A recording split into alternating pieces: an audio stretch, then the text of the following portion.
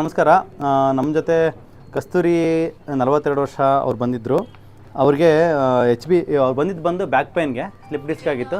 ಜೊತೆಗೆ ಅವ್ರಿಗೆ HbA1c first time blood test ಮಾಡಿದಾಗ 7 ಬಂತು. ಆಮೇಲೆ ಅವ್ರಿಗೆ ಜಸ್ಟು ಮೆಡಿಕೇಷನ್ ಏನು ಕೊಟ್ಟಿಲ್ಲ, ಮೆಟ್ಫಾರ್ಮಿನ್ ಆಗಲಿ ಅಥವಾ ಯಾವುದೇ ಸಪ್ಲಿಮೆಂಟ್ಸ್ ಕೊಟ್ಟಿಲ್ಲ. ಜಸ್ಟು ನಾವು ಹೇಳಿರ್ತಕ್ಕಂಥ ಡಯಟ್ ಮಾಡಿನೇ ಅವ್ರಿಗೆ HbA1c 5.7 ಆಗಿದೆ. ಆಲ್ಮೋಸ್ಟ್ ನಾನ್ ಡಯಾಬಿಟಿಕ್ ಲೆವೆಲಿಗೆ ಬಂದಿದ್ದಾರೆ ಅವರು.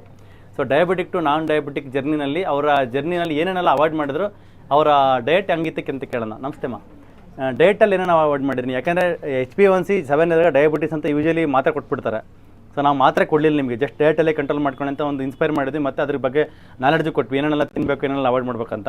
ಸೊ ನೀವು ಇವತ್ತು ಮತ್ತೆ ಬ್ಲಡ್ ಟೆಸ್ಟ್ ಮಾಡಿದ್ರೆ ಆಫ್ಟರ್ ಐ ಥಿಂಕ್ 1 ಮಂತಲ್ಲಲ್ವಾ, 1 ಮಂತ್ ಮೇಲೆ 10 ಡೇಸ್ ಆಗಿದೆ.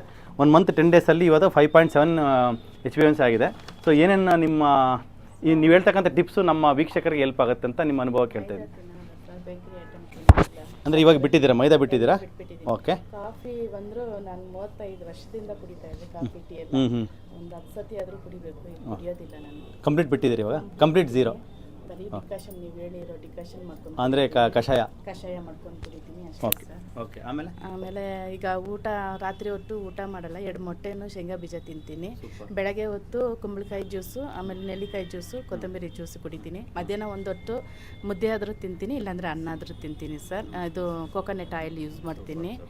ಮಿಕ್ಕಿದು ಎಲ್ಲ ಪಥ್ಯ ಇದ್ದೀನಿ, ಯಾವುದು ತಿನ್ನೋದಿಲ್ಲ ಸರ್, ಎಲ್ಲ ಬಿಟ್ಬಿಟ್ಟಿದ್ದೀನಿ ನಾನು. ನಿಮ್ಗೆ HbA1c ಡಯಾಬಿಟಿಸ್ ಇರೋದು ನಾನ್ ಡಯಾಬಿಟಿಕ್ ಆಗಿದೆ ಇವತ್ತು, ಅದಕ್ಕೆ ನಿಮ್ಮ ಎಕ್ಸ್ಪೀರಿಯನ್ಸ್ ಹೆಂಗೆ ಅನಿಸ್ತದೆ? ಸರ್ ನನಗೆ ಅದು ಇತ್ತು ಅಂತ ನನಗೆ ಗೊತ್ತಿಲ್ಲ, ಇಲ್ಲಿ ಟೆಸ್ಟ್ ಮೇಲೆ ಗೊತ್ತಾಗಿತ್ತು. ಈಗಿಲ್ಲ ಅಂದರೆ ಸಂತೋಷನೇ ಸರ್. ಪೇಯ್ನ್ಸ್ ಎಲ್ಲ ಹೆಂಗಿದೆ ನಿಮಗೆ? ಎಷ್ಟು ಪೇಯ್ನ್ ಅಂದರೆ ಇದು ಮಂಡಿ ಪೇಯ್ನ್ ಕಮ್ಮಿ ಆಗಿದೆ, ಪರವಾಗಿಲ್ಲ. ಆದರೆ ಕೂತ್ಕೊಂಡ್ರೆ ಪೇಯ್ನ್ ಜಾಸ್ತಿ. ಬ್ಯಾಕ್ ಪೇಯ್ನ್ ನೋಡೋಣ ಇವತ್ತು ಏನೇನು ಮಾಡೋಕ್ಕಾಗುತ್ತೆ ಅದನ್ನು ಮಾಡಿಕೊಡ್ತೀನಿ.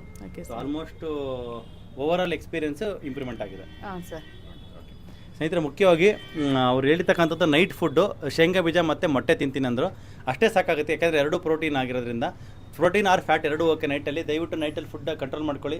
ನೈಟ್ ಫುಡ್ ಒಂದು ಟ್ರಾನ್ಸ್ಫಾರ್ಮೇಷನ್ ಮಾಡ್ಕೊಂಡ್ರೆ ಇಡೀ ಲೈಫೇ ನಮ್ಮ ದೇಹದಲ್ಲಿರ್ತಕ್ಕಂಥ ಕಾಯಿಲೆಗಳೆಲ್ಲ ಟ್ರಾನ್ಸ್ಫಾರ್ಮೇಷನ್ ಆಗುತ್ತೆ ಅಂತ ಹೇಳ್ತಾ ಮಾತು ಮುಗಿಸ್ತೀನಿ. Thank you. ಆಯ್ತು, ಸೂಪರ್.